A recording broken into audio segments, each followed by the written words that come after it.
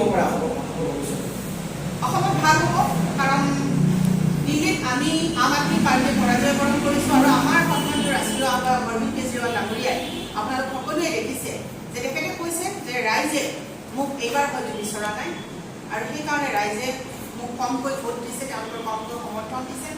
কিন্তু অনাগত দিনত আমি যিহেতু দিল্লীৰ বিধানসভাত বিৰোধী দল হিচাপে আমি ভূমিকা গ্ৰহণ কৰিম আৰু আমি যিগৰাকী আমাৰ বিধায়ক নিৰ্বাচিত হৈ আহিছে যথেষ্ট শক্তিশালী আৰু আমাৰ আপৰ যদি আপোনালোকে ভোটৰ ৰেচিঅ' চাবলৈ যায় তেনেহ'লে আমি মাত্ৰ 2% ভোটহে আমি কমকৈ পাইছোঁ।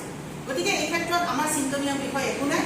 অসমত আমি সাংগঠনিক আমাৰ কাম কাজ চলি আছে আৰু আপোনালোকে দেখিছে যে আমাৰ কৰ্মকৰ্তাসকল হতাশ হোৱা নাই কাৰণ আমি আপে এটা আদৰ্শ লৈ নীতি লৈ পেলাই আমি অসমত কাম কৰি আছোঁ বা দিল্লীতো কাম কৰি আছে। গতিকে এই ক্ষেত্ৰত হতাশ হ'বলগীয়া একো নাই। আমি অৰবিন্দ কেজৰিৱাল ডাঙৰীয়াৰ যি নীতি আদৰ্শ, দলৰ যি নীতি আদৰ্শ তাকে সাৰোগত কৰি অনাগত দিনতো আমি অসমত কাম কৰি যাবলৈ দৃঢ় প্ৰতিজ্ঞ। 26ত আমি আম আদমি পাৰ্টীয়ে নিশ্চয়কৈ নিৰ্বাচনত অৱতীৰ্ণ হ'ম আৰু আমি যিহেতু সংগঠন হিচাপে আম আদমি পাৰ্টীয়ে হয়তো 126টা সমষ্টিত আমাৰ সংগঠন ইমান শক্তিশালী নহয়, কিন্তু যিবিলাক জেগাত আমাৰ সংগঠন শক্তিশালী হৈ আছে, য'ত আমাৰ সমষ্টিত সংগঠন আছে বা আমাৰ প্ৰাৰ্থী আছে, আমি নিশ্চয়কৈ প্ৰাৰ্থী প্ৰক্ষেপ কৰিম আৰু এটা গণতান্ত্ৰিক দেশত এটা ৰাষ্ট্ৰীয় ৰাজনৈতিক দলে নিশ্চয়কৈ এটা বিধানসভাৰ নিৰ্বাচনত অংশগ্ৰহণ কৰিব আৰু তাত আমি জয়ী হ'বলৈ চেষ্টা কৰিম। কিন্তু মিত্ৰতাৰ ক্ষেত্ৰত আমি এটা কথা ক'বলৈ বিচাৰোঁ যে মিত্ৰতাটো এতিয়াও স্পষ্ট নহয় অসমত, কাৰণ বিগত সময়ছোৱাত আপোনালোকে দেখিছে যে লোকসভা নিৰ্বাচনত যি ধৰণে কংগ্ৰেছ দলে আমাৰ লগত মিত্ৰতা কৰাৰ কথা কৈ শেষত তেওঁলোকে 14টা চিটৰ 14টাকে তেওঁলোকে প্ৰাৰ্থী প্ৰক্ষেপ কৰিলে। সেই ক্ষেত্ৰত আমাৰ ভাবিবলগীয়া, চিন্তা কৰিবলগীয়া বহুতখিনি কথা আছে আৰু সময়ত আমি ভাবি চিন্তি আমাৰ ৰাষ্ট্ৰীয় নেতৃত্বৰ লগত আলোচনা কৰি এই ক্ষেত্ৰত আমি সিদ্ধান্ত গ্ৰহণ কৰিম।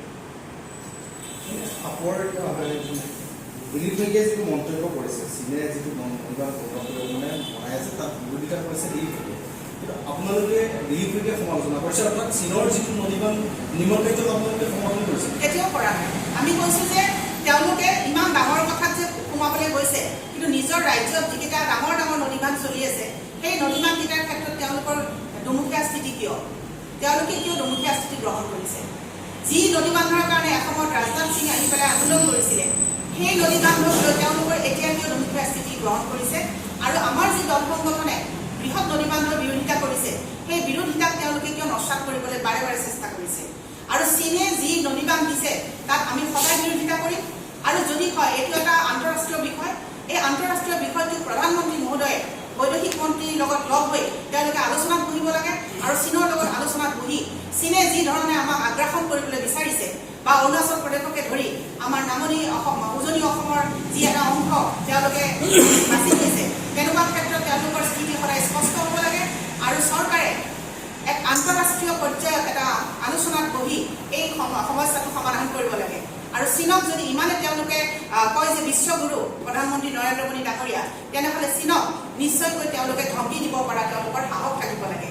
আৰু যদি নদীবান্ধেৰে আমাক ক্ষতি কৰিব বিচাৰিছে, ভাৰতক ক্ষতি কৰিব বিচাৰিছে, মই অসমক বুলি নকওঁ, ভাৰতক ক্ষতি কৰিব বিচাৰিছে, তেনেহ'লে নিশ্চয়কৈ ভাৰত চৰকাৰৰ এই ক্ষেত্ৰত সুদৃঢ় আৰু সুস্পষ্ট আৰু শক্তিশালী স্থিতি থাকিব লাগে।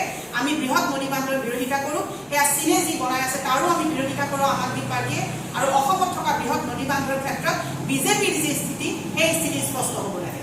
দিল্লীত আপোনাৰ কাৰণটো ঘূৰাই কেলেংকাৰী আছিলে নেকি? যিটো কাৰণে কেলেংকাৰী অভিযোগটো আছিলে, গ্ৰেপ্তাৰো হৈছিলে, সেই ঘূৰা কেলেংকাৰীৰ বাবে আচলতে জেললৈ যাব লগা হ'ল নেকি? সঁচাকৈ সংঘটিত হৈছিলে নেকি? ঘূৰা কেলেংকাৰী যে আপোনালোকৰ 100 কোটি টকা যে অৰবিন্দ কেজৰিৱালে লোৱা বুলি কৈছিলে, তাৰে এটা নয়া পইচাও ক'ৰবাত দেখুৱাবলৈ পাৰিলে নেকি?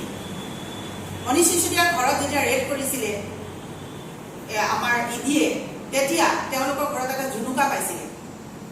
এটা টকাটো পোৱাটো দূৰৰে কথা, এটা জুনুকা পাইছিলে। আৰু অৰবিন্দ কেজৰিৱালৰ ঘৰত যেতিয়া ৰেড কৰিছিলে তেতিয়া ৭৬,০০০ টকা পাইছিলে মাত্ৰ। গতিকে তেনে ক্ষেত্ৰত তেওঁলোকে কোনো ধৰণৰ কথা প্ৰমাণ কৰিব নোৱাৰিলে আৰু মহামান্য আদালতে কোনো কাৰণ নোহোৱাকৈয়ে মানুহকেইজনক, আমাৰ নেতাসকলক জেলত ভৰুৱাই ৰখা কাৰ্যক তীব্ৰ ভৰ্ৎসনা কৰিছিল আৰু তেওঁলোকক জামিন দিবলৈ গৈছিলে। গতিকে এনে ক্ষেত্ৰত এই বিষয়টো আচলতে একেবাৰে এটা গুৰুত্বহীন কথাত পৰিণত হ'ল, কাৰণ কোনো ধৰণৰ তেওঁলোকৰ ওপৰত অনা অভিযোগ আজি পৰ্যন্ত তেওঁলোকে প্ৰমাণ কৰিব নোৱাৰিলে আইনী প্ৰক্ৰিয়াৰে।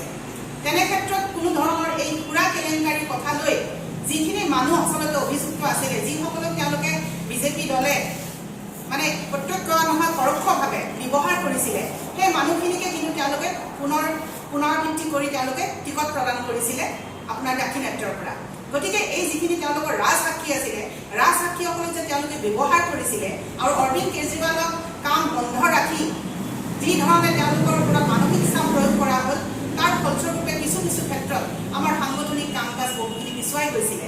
কাৰণ আমাৰ যেতিয়া মুখ্য নেতাসকলক জেলত বন্দী কৰি ৰাখিব, তেতিয়া নিশ্চয়কৈ আমাৰ সংগঠনৰ কাম কাজ বা চৰকাৰখনৰ কাম কাজ বহুখিনি ক্ষেত্ৰত আমি অসুবিধাৰ সৃষ্টি হৈছে। আৰু তেনে ক্ষেত্ৰতে আমি ভাবিছোঁ যে দিল্লীৰ ৰাইজে নিশ্চয়কৈ ভাবিছে যে অৰবিন্দ কেজৰিৱাল ডাঙৰীয়া কোনোবাখিনিত কিজানি ক'ৰবাত অকণমান তেওঁৰ কাম কাজৰ ক্ষেত্ৰত কমি গ'ল নেকি, আৰু তাৰ কাৰণে এই যি ফলাফল হৈছে, সেই জনতাৰ যি ৰায়দান, সেই ৰায়দান কিন্তু অৰবিন্দ কেজৰিৱালে কি পাতি লৈছে, আম আদমি পাৰ্টিৰ দৰে কি পাতি লৈছে।